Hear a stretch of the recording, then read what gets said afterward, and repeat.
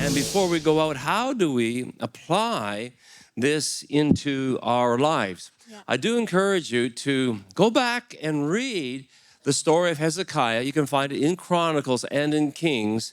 We're people of the Word. We're people of the Bible. That's who we are.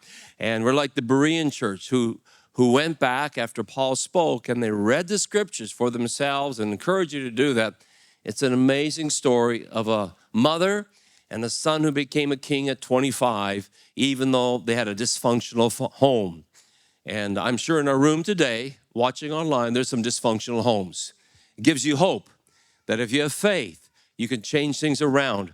And even though it wasn't so good in your home, your children can go on to do amazing things. Pastor Cheryl picked a great piece out of the scriptures to share that today. One of the things that she talked about was taking the plans and putting out on the table. And in 2 Kings chapter 19, verse 14, when he got an evil report, the enemy was coming against him. It says that King Hezekiah went up to the house of the Lord and he spread it before the Lord. Maybe you've got a lawsuit against you. Maybe you've got plans against you. And just like Pastor Cheryl said, you can spread your plans, spread those things before the Lord and pray over them. That's literally what Hezekiah did. That might be your to-do action item out of a message like today. What are my plans? I'm going to literally spread it before the Lord and I'm going to pray over it. That's what we do. That would be an application out of today's message. Okay. Kayla's joining me today. So good to have you here. Oh, so good to be here. That message Yes. was so good. Wasn't I that feel like good? It gets better every service too. Yeah, if we had one more, you know. We'll check with Pastor Cheryl. She's supposed to do one more.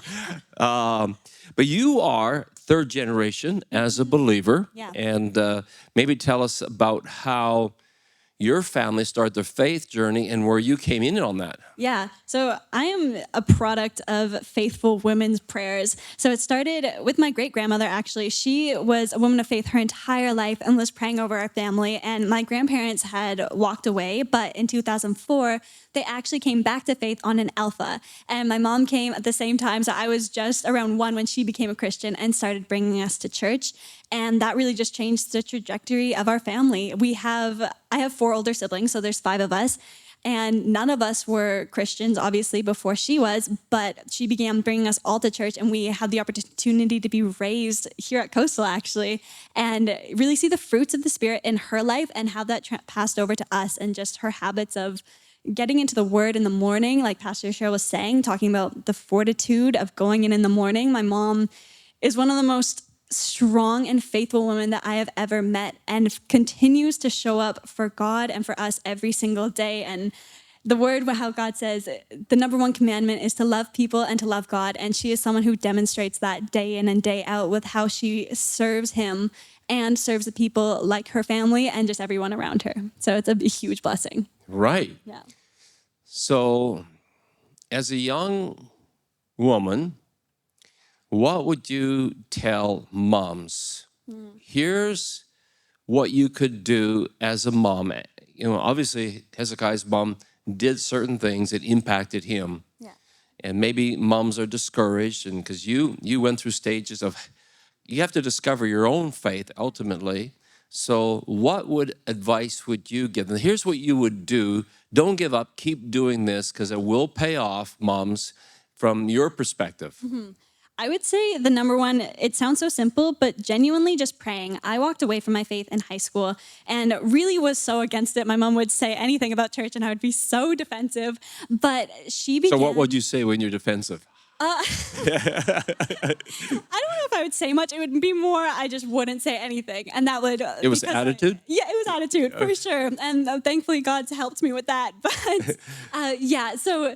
She would just, instead of speaking to me about it, she began just praying. And I think that there was one day I remember being like, I would kind of drop something of like, oh, I started listening to more worship music. And she didn't say anything. And I was like, why is she not like grabbing the bait? But it was because in the background, she was praying for me. And that's what truly made the difference. And on top of that, when we were little and raising us up, she used to make us, before she would drive us to the bus in the morning, and we would have to put on our armor of God, and we would have to say memory verses. And we weren't allowed to get out of the car until we did these things. And honestly, when I came back to my faith, it was those memory verses that I remembered. Those were the scriptures that I was able to stand on, because when we were little, it was like a non-negotiable in our car. And I hated being late for the bus, so I would just like speed it. But I was able to memorize them all, and it made a huge difference. So what would be one of the memory verses? Trust in the Lord with all your heart, lean not on your understandings, but in all your ways acknowledge him and he will direct your paths. One of them. Wow. Yeah. So a couple of big takeaways to do. You're saying, moms, never stop praying for your children. Moms, teach your children the word of God when they're young. Yeah, for sure. And look at the difference it made for your life. Seriously, yeah. One of the things that Pastor Shell talked about was the importance of, like Hezekiah, he went for counsel. He went to Isaiah, who was older. He went to others, and he needed a lot of help in the battle he was fighting. Have you ever seen your mom go for counsel? And how has that impacted your life? Where do you go for counsel? That's a big do item. Go for the right counsel. Yeah, no, my mom, I mean, just like everybody, has been through so many battles in her life, but constantly growing up, she was always part of a life group or always part of a mom's group. I remember when I was really little, she was part of Pastor Brian and Christine Taylor's life group. So people who were just so full of wisdom. And it was a non-negotiable for her to go every single week. It felt like a huge thing for us because she was gone for a night. But for her, that's where she was able to grow and learn from the people around her.